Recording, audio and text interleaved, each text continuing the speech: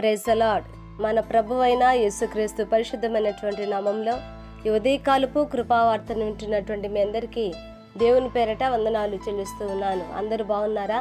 మరి పూట ప్రభు మనకిచ్చినటువంటి వాక్యాన్ని మనము పరిశుద్ధ గ్రంథంలో చదువుకుందాం.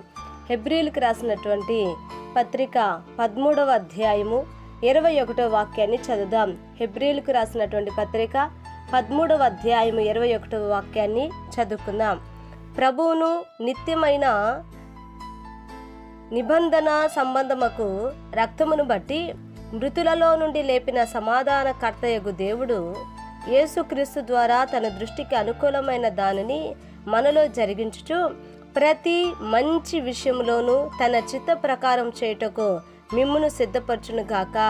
యేసుక్రీస్తుకు యుగయుగములకు మహిమ కలుగును గాక. ఆమేన్. హల్లెలూయా.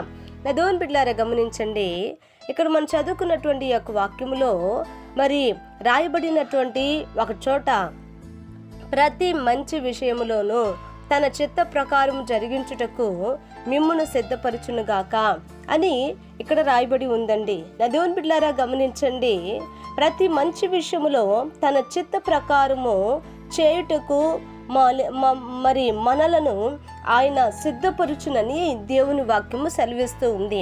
ఎవరు సిద్ధపరచగలరు? మరి దేవుని యొక్క విషయాలలో ఆయన చిత్త ప్రకారము చేయటానికి ఎవరు మనల్ని సిద్ధపరచగలరు అని అంటే పరిశుద్ధాత్ముడు మనల్ని సిద్ధపరచు దేవుడు అండి. హల్లెలూయా. పరిశుద్ధాత్ముడు మనల్ని సిద్ధపరుస్తున్నాడు. దేని కొరకు సిద్ధపరుస్తున్నాడు అని అంటే ఆయన విషయములలో ఆయన చిత్త ప్రకారము చేయుటకు. చూడండి, ఇక్కడ ఒక బలమైనటువంటి మాటను మనం చదువుతూ ఉన్నాం.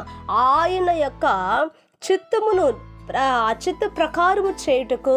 దేవుని బిడ్డలారా, మరి ఆయన చిత్త ప్రకారము మన జీవితంలో జరగాలి.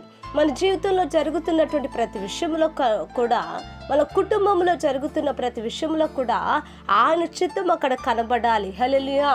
ఆయన చిత్తమే అక్కడ కనబడాలి. అందుకనే దేవుని వాక్యం అంటుంది, ఆయన చిత్త ప్రకారము చేయుటకు దేవుడు మనలను సిద్ధపరచునుగాక.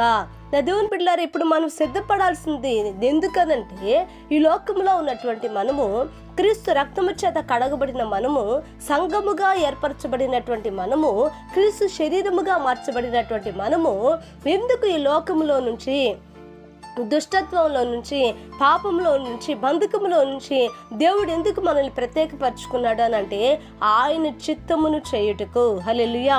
ఆయన చిత్తమును చేయుటకు. కనుక నా దేవుని బిడ్డలారా, ఇంతకాలం మన చిత్తము ఇదిగో మన జీవితంలో, మన కుటుంబంలో కనబడుతూ వచ్చిందేమో, కానీ ఇప్పుడు దేవుని చిత్తము జరగాలి. దేవుని చిత్తం మన బ్రతుకులలో జరగాలి.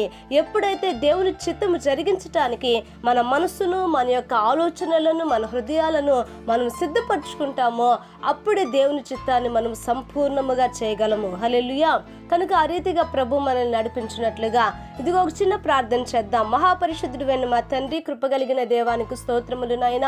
ఉదయకాలమున అయా పరిశుద్ధాత్ముడా నీ చేతికి మమ్మల్ని అందరినీ అప్పగించుకుంటున్నా.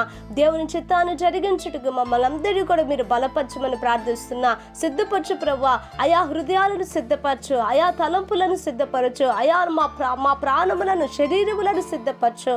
అవును ప్రభా, తండ్రి చిత్తమును చేయుటకు అయా మమ్మల్ని అందరినీ కూడా నేను మీరు మార్చమని యేసు నామమున అడిగి వేడుకొంచున్నాము తండ్రి. ఆమేన్. Praise the Lord. దేవుని కృప మీకు తోడై ఉండును కాక.